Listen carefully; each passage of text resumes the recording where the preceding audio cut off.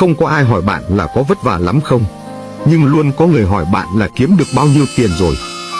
Cuộc sống là vậy đó, người ta chỉ nhìn vào kết quả, còn mình tự gánh cả một quá trình.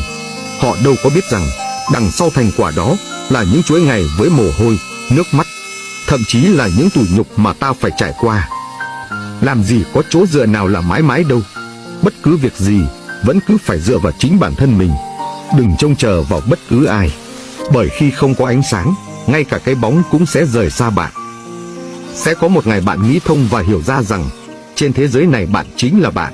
Bạn đau, chỉ mình bạn đau. Bạn mệt, chỉ mình bạn mệt.